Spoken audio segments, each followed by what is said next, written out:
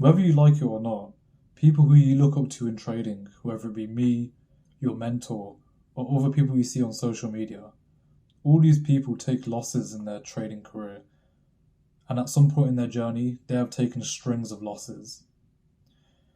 I was really debating if I wanted to film this video today because currently in my prop firm trading challenge, I'm going through drawdown, and I was thinking, should I wait until the future when I see progress, when I eventually climb myself out of drawdown to talk about these losers, or should I just talk about it now while I'm going through it?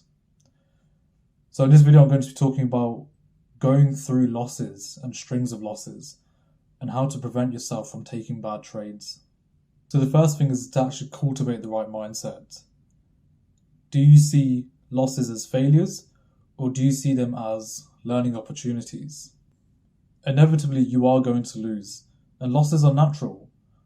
So no matter how experienced you are, embracing them is all just part of the journey to becoming a successful trader.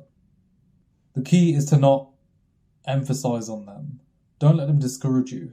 One of the things that I'm trying to improve on myself is to not emphasize on the losses or even the wins. I don't want the losses to discourage me, and the wins, I don't want to place so much emotion on them. Because I don't want this confidence to start inflating and then carry over to my next trader. Because I know that this inflated confidence is what's going to give me another loss and humble me again in the markets. One of the things that you need to have is a strong belief system. And this is only something you can do as a human.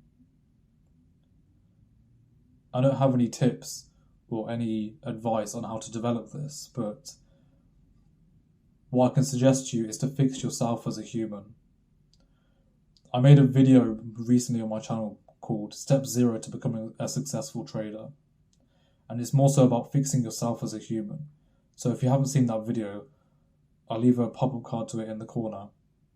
Now, how you decide to act on taking a loss is what's going to determine the progress of your trading journey. The worst thing you can do is try and make this loss back immediately in the markets by revenge trading and over leveraging. You're only going to dig yourself a bigger hole. So once you've actually swallowed the pill of taking a loss and accepted it,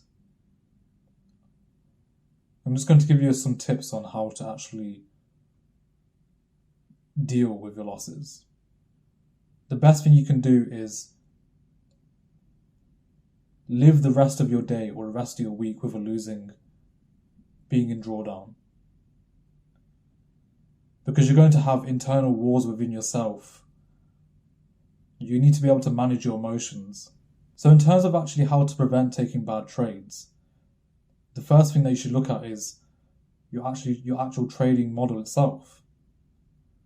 Is your trading strategy work? Does it work? Do you have a strict rule set? And do you have an immaculate risk management strategy? More likely than not, the answer is no. So what you should be doing is backtesting and collecting the data. The reason why I haven't blown my account in my prop firm challenge is because I have an immaculate risk management system. You could have a model which doesn't work, and you could also not follow your rules, and they could still be wins. But that doesn't mean that you did the right thing.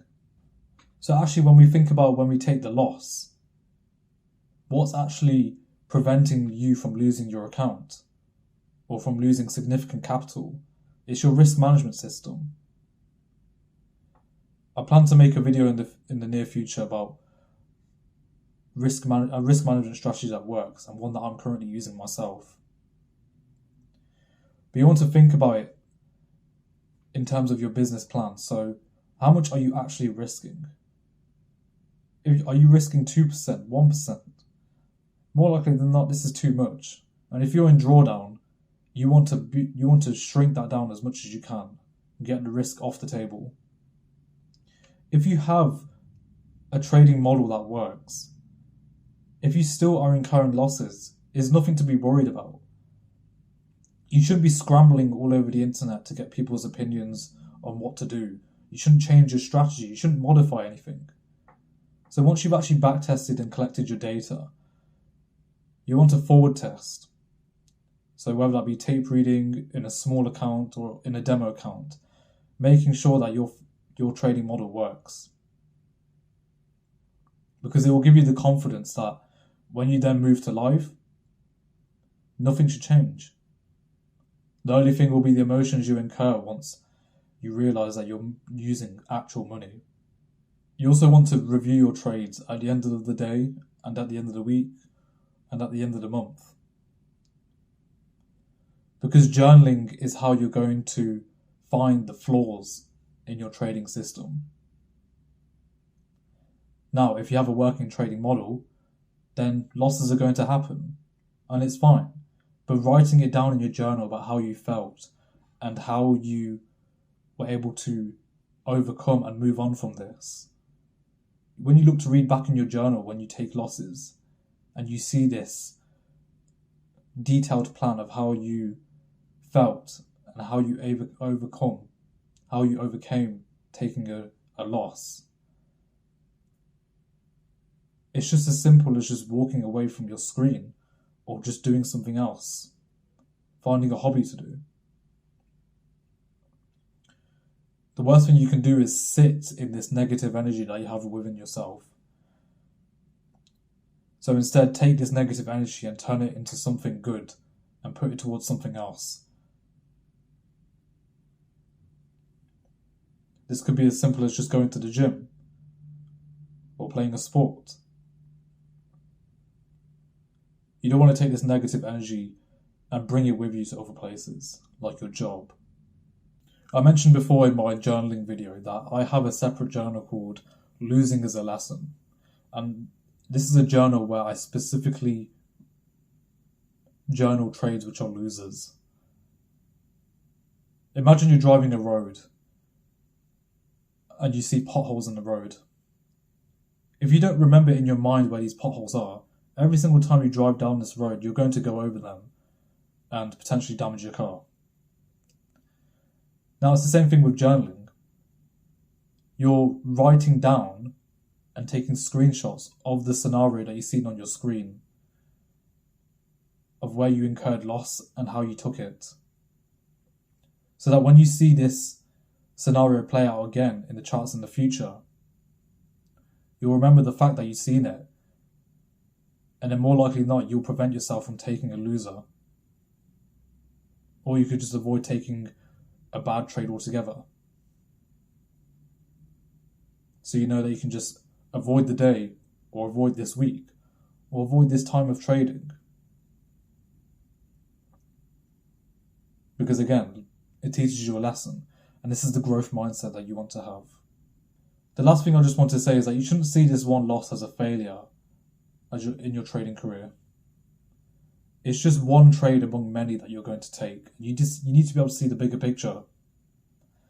You need to be able to look forward the next 50 trades, the next 100 trades, the next 1,000 trades. If you have a trading model that works with immaculate risk management and a strict rule set, more likely than not, these trades are just speed bumps before you then start seeing the wins roll through.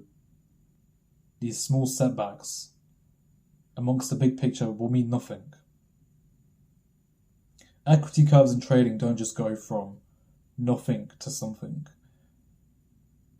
They fluctuate, but in general, the trend is upwards. These small setbacks and these small declines are just part of the equity curve climbing up. So as long as you stick to your trading rule set and your plan, avoid taking emotional trades, then in due time you will become successful. So I hope you found this video helpful, and I'm sure in due time I'll have some progress to share with you on my trading, but I just figured, why not keep it authentic and talk about it while I'm going through it? Because potentially there might be other people out there who are also going through it.